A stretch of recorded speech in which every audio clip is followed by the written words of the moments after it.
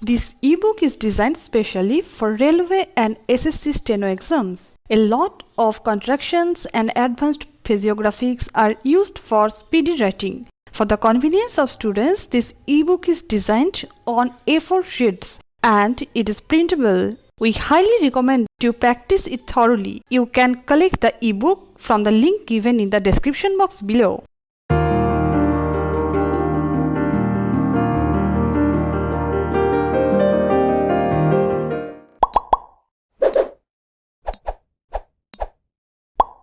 Sri Gupta, Learned Senior Counsel for the petitioners, has advanced his submissions, firstly contending that the impugned order is in violation of the procedure prescribed under the 2006 Act, read with the rules and regulations framed thereunder, inasmuch as principles of natural justice statutorily incorporated in the said provisions have been clearly violated.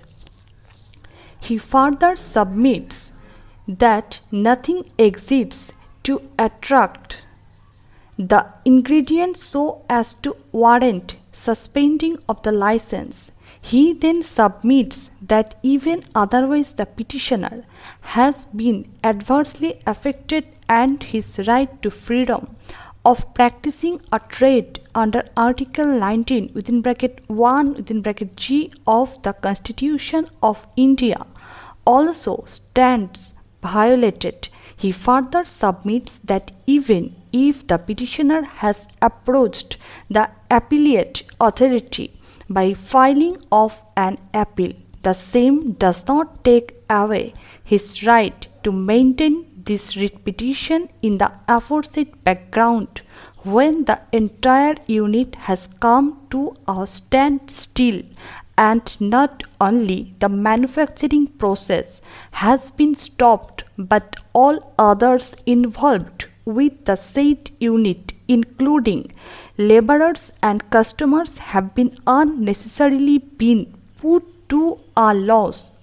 Learned Counsel further submits that in the wake of the said background, this petition has been filed and this court should come forward to protect the interest of the petitioner, keeping in view the submissions that have been advanced, particularly the non-fulfillment of the conditions and the procedure having not been followed as envisaged in law. Sri Gupta, in order to substantiate his submissions, has invited the attention of the court to Section 32 of the Act to contend that the requirement under Section 32 is for giving of an improvement notice, and in such a situation the other consequences of at least 14 days' time follows.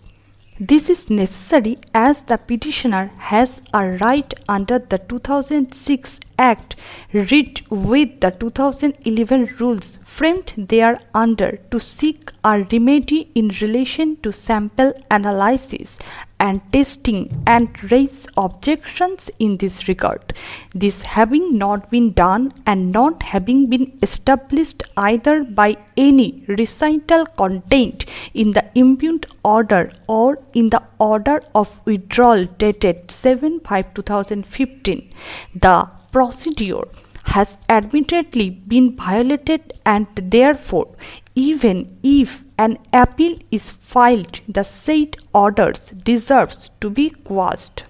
Sri Gupta then contends that apart from this, the provision meant for sampling under Section 47 of the Act has to be applied in terms of the 2011 rules, which makes a provision under clause 2.4.1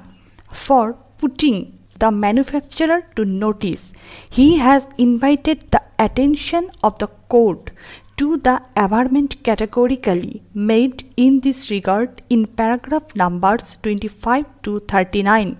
of the writ petition to contend that no opportunity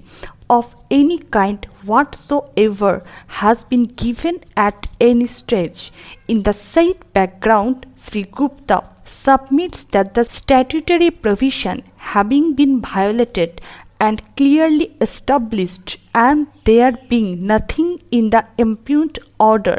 or the order of the withdrawal